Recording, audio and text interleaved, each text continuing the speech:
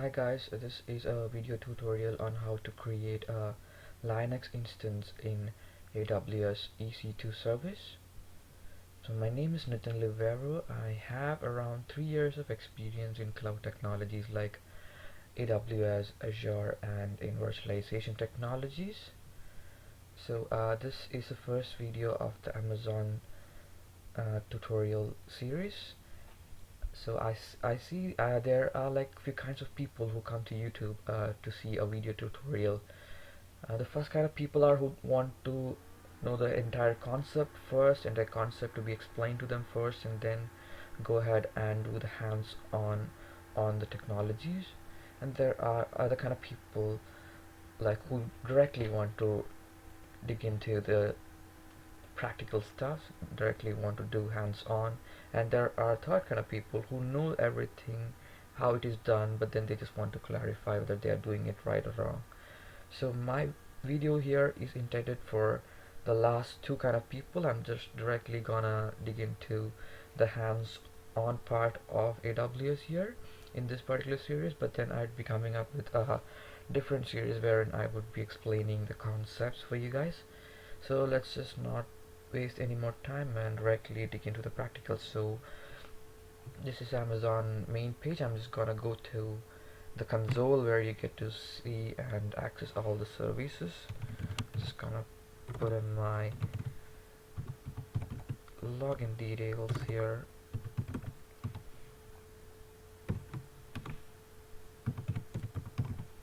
So if you don't have an Amazon account, you would need to create one. You would have to give your credit card information, but then Amazon gives you a free trial access for 12 months, which is really great. You would be able to use the basic tier for free for 12 months.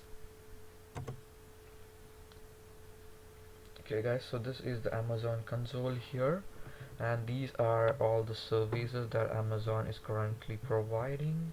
When I started with Amazon like 3 years ago, they were not providing these many services, but then they have increased their number of services like very rapidly in the past years, like IoT, artificial intelligence. These are all really new stuffs which we will check out in future videos. So as I was mentioning, EC2 is the service that Amazon provides wherein you create your instances or virtual machines. Instances is the terminology that Amazon uses for their virtual machines. So this is the EC2 dashboard. You have like different options here which we will go through shortly, and it's just not intended to create just virtual machines. You can set up all kinds of good technologies like auto scaling and load balancing, etc. So we'll take a look at that as well in future. So now let's go ahead and create the instance here. So you go and click on launch instance. So when you click on launch instance, the step one is to choose an AMI. AMI is basically image of the OS that we need to use. So that's AMI is again an Amazon terminology, which means Amazon Machine Image, which is basically the image of the OS. So Amazon provides us with a handful of like flavors here. You have Amazon Linux, which is the customized Linux of Amazon itself, and also you have other flavors like Red Hat, so say Ubuntu. We have Windows flavors as well here. So let's just go ahead and create a simple Amazon Linux instance here. I just click on this, and the next step is to choose the instance type. So instance type basically asks you to select the type of machine that you want the OS to be installed in, like what is the memory that you want, what is the CPU that you want, what is kind of storage that you require. So depending upon your own business requirement, we can choose these. So there are like different types of instances available here. So like there are T2 instances, you can see M for instances, C for instances. So these serves different purposes. Like some are compute optimized, some are storage optimized, some are graphic optimized, some are like you can be used for all kind of business requirements. So as I said, this is a free tier account that I'm using, so I'd be eligible to only use this particular instance type, with is a T2 micro, which gives me 1 CPU and 1 GB of memory, which is more than enough to run a Linux machine. So let's just go ahead with that. I click on next. So this is the third step where it asks us to configure the instance. So we are giving more details, like how many number of instances you want, which network you want. So we are going to deal with that in this one. So the number of instances, I just need one, so I'm just going to give one. So the network, it says it's a VPC. It's in a VPC. So basically, whenever you create a new Amazon account, it gives you a VPC, which is a virtual private cloud. By default, it's already created for you. Initially there were no VPC created for you when you create the Amazon account, but then now AWS provides a default VPC. So we'll go into detail on how to create a VPC, what are the characteristics, what all can be included in VPC, what are all the options there. But then for now, just understand that we're just gonna launch this instance in a default VPC. It also comes with like 4 or 5 subnets in that particular VPC. So that is also given to us by default, so that it is easier for us to create a new guy to create instances if at all he wants it in different subnets. So AWS provides that by default for us now. So you can select any of the subnet if you want, or you can just say no preference, but you can put it anywhere. So I'm just gonna say no preference. I'm just not gonna touch most of these here right now. We'll come back to these when we are gonna create a little bit more complex architecture of instances here. So let's just leave it like that here for now. I'm not gonna touch anything. So the next step is to add the storage. This is the disk space that you would require. So you need a minimum of 8 GB to spin up a Linux instance. So let's just give 10 GB here. This is the volume type. It says it's a root volume. If you want to add extra volumes, you can add that as well. I'll do a video on how to add an extra volume to an already existing instance soon. So this is a volume 2. Different volume types, like the provisioned IOPS. It has more IOPS. This is the general purpose that we usually use for normal applications, but then if there is any mission critical things, we can go for the provision IOPS as well, depending on the requirement. So next, this is tags, where you actually add the name or the creation date on all that kind of things. So let's just go and give a name here. Amazon Linux VM1. Okay. So if you want to give another, let's say date created, you can give that as well. Today is 28th March 2017. So you can just keep on adding these. So these tags are useful when when it comes to grouping or applying any particular rule to only a particular kind of instances. But then that's advanced topic which we'll come to later. So now just know that these are used to actually identify your instance and see some more details if you want to include them here. So we got to next, we configure the instance security group here. A security group is basically like a firewall which AWS is providing from their side. So you can have the firewall set up inside the instance. This is a firewall like outside the instance which AWS provides. So this basically is a set of rules, port rules that we assign to this particular instance. For example, if you want this is a Linux instance, so it has to be accessed via SSH.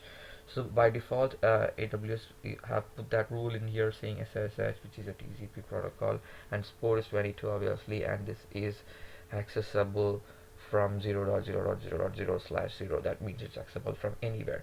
So you can customize that with any other IP of yours. If I have like a public IP like 10.10.20 12.21/32, I can put that in, so it would be only accessible from that particular uh, IP. So that's the main idea here. So let's just go ahead and put the same one which was here. So you can also add like, say, anywhere. That's again like it can be accessible from anywhere. If you want you want this instance to be accessible only from your machine or your network, you can say my IP as well. So let's just first keep it as such for now, and let's just say review and launch. It just gives you a review of whatever you have seen here. So it actually gives you a warning saying like your instance is open to the world. That means since we have put 0.0.0.0, it means that anybody who has the IP of the instance can actually go ahead and access this instance if we have the right credentials. So this is the AMI which you selected, this is the instance type, this is the security group. Okay, let me just go ahead and name our security group so that we can recognize it later on.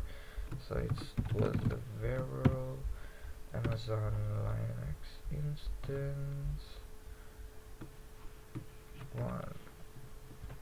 Okay, let's put that in the description as well so that we can go back and understand that was the instance at a later point of time. So we have that, we have the instance details that we gave in step 3 here, then we have the storage that we gave here. We have given an 10 GB general purpose storage, and the tags that we added the name and we added the date that was created. So let's just go ahead and launch this. So when we click on launch, it asks to create or select a key pair. Key pair is something which we use to connect to an AWS instance. It's like a password for AWS instance. So once you get into the instance, maybe you can create new users in there. By default, these instances won't have a user created by default, so you've got to go in and create the users. You only have the root user, so this key pair serves as a password for the root user or the Amazon user that AWS creates for all the instances which are created in EC2. So if you want, you can select an existing key pair, or you can go ahead and create a new one. Let's just go ahead and create a new key pair, and I'll tell you how to use that when we try to access the instance. So this was let's just keep the same Vero Amazon Linux key pair. This download, this is just one time process. You won't get to download it again, so make sure that you save that somewhere safe. Key pair. Okay, this got downloaded. It's a private key pair which is in PEM format. That's the default format in which Amazon downloads that private key file. I'll tell you how to use it in a while. So now let's just go and launch the instance. So it says creating security groups. This keeps inbound rules are added and all these things, and now it says that now your instance or instances are launching. That's the ID that I just clicked on right now. This ID right here, this is a unique instance ID which is unique for all the instances which are created here. I can see that instance is coming up. The instance state now is pending and the status checks are initializing. So there are basically two kind of status checks in EC2. I'll just show you that right now. These are the tabs in which you can see all the details. So this is the description, these are the instance ID, what is the status, what is the type, what is the security group of the instance. You can see the security group here, what is the AMI that the image that we use. These are the public IP with which you can connect. This is the private IP which is inside the instance. This is the VPC which we used, which is that default VPC which I talked about. And if you want, you can add this IP here, right here, public IP, which would change if you just stop the instance and start it again. So if you want to keep same IP for that particular instance, you go ahead to elastic IPs, and you allocate one IP address from here and then add it to that particular instance right there. But then I'm not gonna do that right now because if we stop using that particular IP which we had allocated, it would charge me. So one thing I want to tell you guys right now is, if you're using a free trial, make sure you are keeping your usage under your free tier limitation, or else you will get charged. So go to Amazon website and get an idea on what all you can use in your 12 months free trial subscription, and make use of that accordingly. So now the instance status is running and status checks are initializing. These are the two things that Amazon checks in the status checks, which is a system status check and an instance status check. So in system status check basically ensures that the AWS systems that is required to use instance are functioning properly. Basically, the underlying hardware is working properly, and also on top of that, the virtualization part is working perfectly. So in the instance check, it actually checks what all have been installed inside that instance is working. Basically, it checks whether the OS is working perfectly. So those are the checks going on right now. Let me just pause this video and come back once the status checks has been completed. Okay, while waiting for the instance to come up, let me just tell you how to prepare your private key file to access the instance that we just created right now. So we have this PEM file which we downloaded. So PEM is the default format in which AWS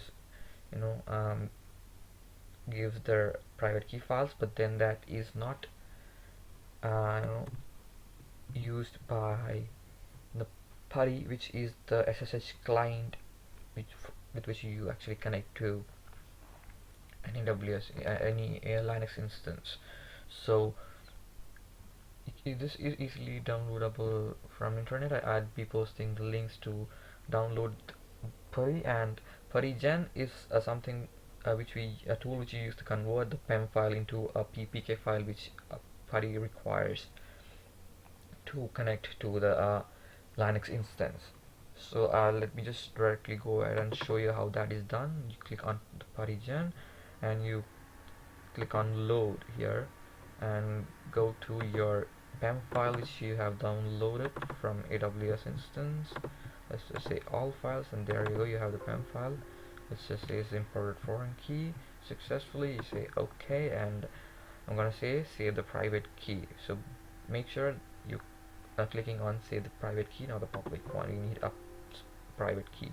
So it asks me, are you sure you wanna save this key without a password? I say yes, no problem, and it asks me for a location where I want to do that. Let me just put it in this PPK. I'm gonna say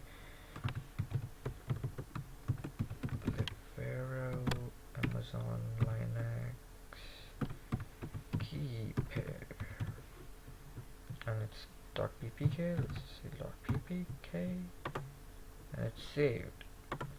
Now you see you have the ppk here, and let's just go back and check what's the instance status. See, you can see that this instance is now passed all the checks, which is the system check and the instance check. So let's just try to access the instance now. So this is the IP that we use to access the instance. Is the public IP. So you select that public IP, you open the PuTTY tool, you put in this IP here, and then you go to SSH in this, and you go to auth, and you load your PPK file here. This basically serves as your password. When you click on open, it shows me this file, but then I have seen cases where the first time you try to access, it would say the key refused, but then the second time you access it, it would be working for. I'm still trying to find out why that is happening. Once I have the information, I'll share that with you. Hopefully that this one works fine for us. Let's just say yes. So since this is an Amazon Linux instance, The default username to log into an Amazon Linux instance is EC2-user. For Ubuntu, it's Ubuntu.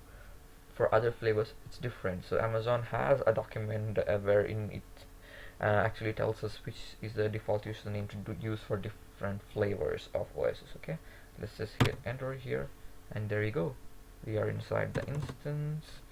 You can see all do all the things. If you do a sudo su, you can see this has got root access, and there you go. So you have your instance created, an Amazon Linux instance created in EC2 dashboard. I hope everybody understands the video. If there are any suggestions, any improvements that I need to make, since this is the first time I'm doing this, please let me know in the comment section here, and do subscribe to the channel.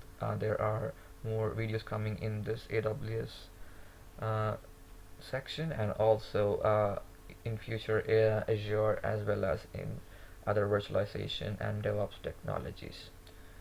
Guys, have a good day. Bye.